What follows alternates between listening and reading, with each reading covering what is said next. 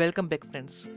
Melbourne airport पर Christmas की तैयारी जोरों से है और हम भी फुल्ली रिचार्ज है अपने नए एडवेंचर के लिए। आज हम जा रहे हैं थाईलैंड। बहुत एक्साइटमेंट हो रही है। New country, new stories and obviously yummy food. Check in हो गया है, इमिग्रेशन भी क्लियर हो गया है और अब लॉन्च में पहुंच गए हैं लंच के लिए।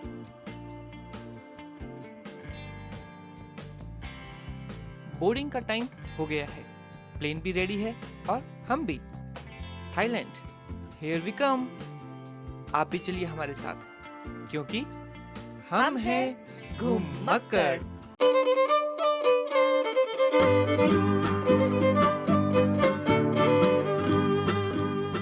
स्वादिका, हम पहुंच गए हैं फुकेट एयरपोर्ट पर। रात काफी हो गई है, लेकिन हमारी एक्साइटमेंट में कोई कमी नहीं है। टैक्सी भी रेडी है हमारे नाम के साथ। बस अब होटल की तरफ निकलते हैं और करते हैं आराम। ये है होटल का ब्रेकफास्ट एरिया। एक बार चेक करना बनता है, क्या पता कुछ टेम्पटिंग मिल जाए। नया दिन, नई शुरुआत और फुकेट की वाइब को फील करने के लिए हम भी हैं तैयार। अब निकलते हैं इस शहर की गलियों में एक परफेक्ट कॉफी की तलाश में। लेट्स सी कहाँ मिलेगी वो परफेक्ट सिप। एट लास्ट एक कैफे तो दिख ही गया। थोड़ा सा लैंग्वेज इशू हुआ, but at the end coffee का डोज मिल ही गया। कॉफी के बाद हम बस थोड़ा सा आगे चले और हमें दिख गया ये खूबसूरत सा टेम्पल। यह एक बुद्धिस्ट टेम्पल है and it is located in the heart of Phuket town. देखने में कितना पीसफुल और स्टनिंग लग रहा है ना?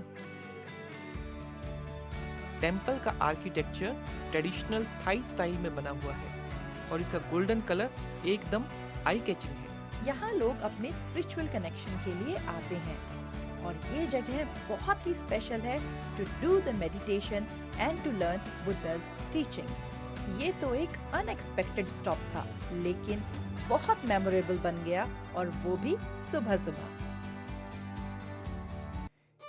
इसी टेम्पल के सामने है फुकेट ओल्ड टाउन और क्या शांति का माहौल है। रात का टाइम तो बिजी होता होगा, लेकिन सुबह की सुकून भरी हवा का मजा कुछ और ही है। सारी दुकानें बंद हैं और रोड भी बिल्कुल खाली है। इतना पीसफुल फील हो रहा है, बिल्कुल एक perfect place to explore after a spiritual stop. यहाँ की ये पुरानी गलियाँ अपने हिस्टोरिकल चार्म से दिल को छू लेती हैं। ये है यहाँ की फेमस फ्लावर वॉल। अब यहाँ पर करेंगे हम फोटोशूट।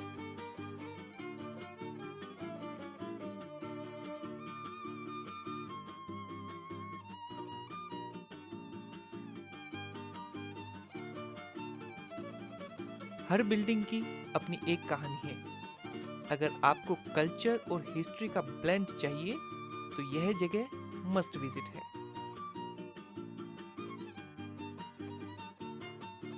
सुबह सुबह यहाँ पर आना बहुत अच्छा लग रहा है। कोई भीड़ नहीं है, सिर्फ हम और ये पीसफुल कलरफुल स्ट्रीट्स। और अब लगी है जोरों से भूख, तो ढूंढते हैं एक इंडियन रेस्टोरेंट। लंच के लिए हम पहुंचे हैं अमृतसर रेस्टोरेंट। एम्बियंस काफी कोजी है और दीवार पर कुछ चटपटे डायलॉग फ्रेम किए हुए हैं। और हमने ऑर्डर किया है छोले भटूरे एंड पाव भाजी। और ये पटियाला लस्सी, बिल्कुल creamy and refreshing. Overall Amritsar restaurant में एक अच्छा एक्सपीरियंस रहा। और अब हम जा रहे हैं अपने आफ्टरनून गाइडेड टूर पर और हमारी गाइड का नाम है इंक। घूमते घुमाते हम आ पहुंचे हैं अपने पहले अट्रैक्शन पर, विच इज टाइगर पार्क। यहाँ टाइगर्स बिल्कुल पास से देखने को मिले। कुछ ग्रुप मेंबर्स टाइगर के साथ फोटो भी ले रहे हैं और यह एक्सपीरियंस अमेजिंग है। हमने यहाँ टाइगर्स देखे। गर्मी काफी थी तो हमने यहाँ पे लिए मजे आइसक्रीम के।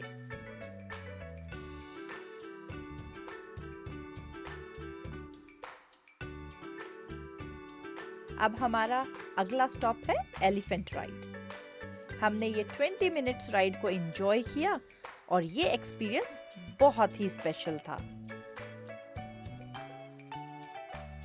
ये जगह एटीवी राइडर्स के लिए भी बहुत फेमस है। हमने कुछ ग्रुप्स को एटीवी राइड करते हुए यहाँ देखा। एलिफेंट राइड की वापसी में हमने बिग बुद्धा को दूर से देखा और यह हमारा नेक्स्ट स्टॉप है। Big Buddha, but entry to Big Buddha is closed due to landslide. तो हम बिग बुद्धा को ज्यादा करीब से चारों ओर से तो नहीं देख सकते। So this is the closest point at the moment.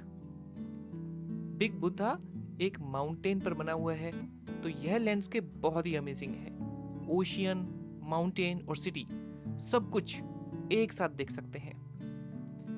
सब लोग यहाँ काफी एंजॉय कर रहे हैं, फोटो ले रहे हैं और हमने भी अपनी कोकोनट वाटर की क्रेविंग को पूरा किया। Now our next stop is Wat Shalong Temple, one of the ancient and famous temple of Phuket. वाट शलोंग का सबसे नया एडिशन 60 मीटर हाई चेडी, जिसमें बुद्धा का एक बोन फ्रेगमेंट रखा गया है।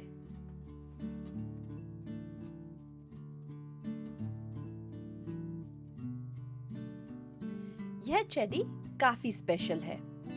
इसके वॉल्स और सीलिंग्स पर बुद्धा की लाइफ की ब्यूटीफुल पेंटिंग्स हैं और बहुत सारे गोल्डन बुद्धा स्टैचूज भी हैं जो यहाँ पर डोनेट किए गए हैं। टेंपल के टॉप फ्लोर से इस एरिया का एक जबरदस्त बर्ड्स आई व्यू देखने को मिला। हमने थोड़े और स्टेप्स लिए और फिर ग्लास डिस्प्ले के पास जाकर बुद्धा के बोन फ्रेगमेंट को देखा। बहुत ही स्पिरिचुअल एक्सपीरियंस था।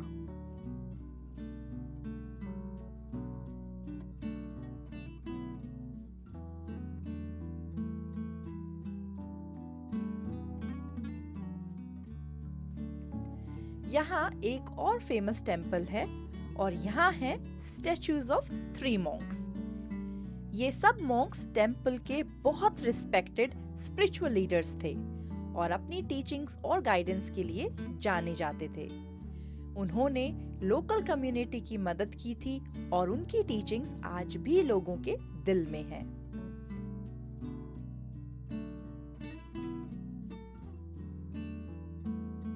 अब यहाँ से चलते हैं नेक्स्ट स्टॉप की तरफ, that is cashew factory.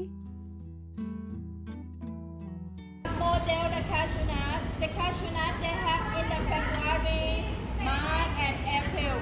Only 3 months per year. February, March and April. Yeah, the cashew nut. 1/4 of the one nut. एक पेड़ से प्लेट तक कैशू कैसे पहुंचता है, हमने इस प्रोसेस को यहाँ पर समझा। सबसे मजेदार पार्ट था डिफरेंट फ्लेवर के कैश्यूज को ट्राई करना। हर एक का अपना यूनिक फ्लेवर था and my favourite flavour was coffee chocolate cashews. ये टूर बहुत एजुकेशनल था और काफी इंटरेस्टिंग एंड यमी भी। Our next stop is Big Bee Farm. यहाँ हमने बीज के बारे में काफी इंटरेस्टिंग चीजें सीखी। Did you know the lifespan of a worker bee is only 5 to 6 weeks? और इस छोटे से टाइम में वो सिर्फ 1/12 ऑफ टीस्पून ही हनी बना पाती हैं। Bees flying speed is around 25 km/h. And they flap their wings 200 times in 1 second. In a nutshell, we learned that bees are very, very important for our environment. और यह है हमारे आज के टूर का last attraction, Phuket night market. सुबह यहाँ जो खाली खाली गलियां थी, अब वो पूरी की पूरी फूड स्टॉल्स, सोविनियर और क्लोथ से भरी चुकी है।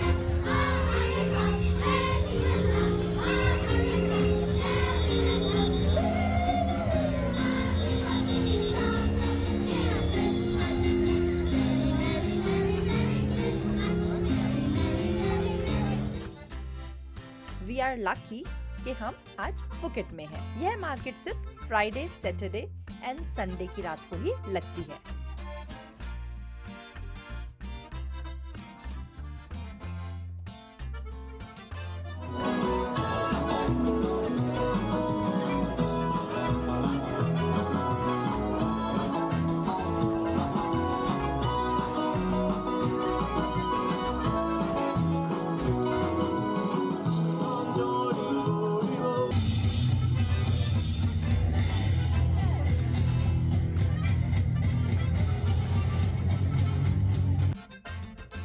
घूमते घूमते इस बिजी मार्केट में एक इंडियन रेस्टोरेंट मिल ही गया। बस अब जल्दी से फूड ऑर्डर करते हैं और एंजॉय करते हैं। और हमने यहाँ मजेदार यमी यमी डिनर किया। We have created beautiful memories today. Her photo अपने आप में एक कहानी है और कुछ नया एक्सपीरियंस। और अगला दिन तो और भी एक्साइटिंग होगा। नए एडवेंचर्स, नए मोमेंट्स। तो आप भी घूमते रहिए हमारे साथ, क्योंकि हम हैं घुमक्कर।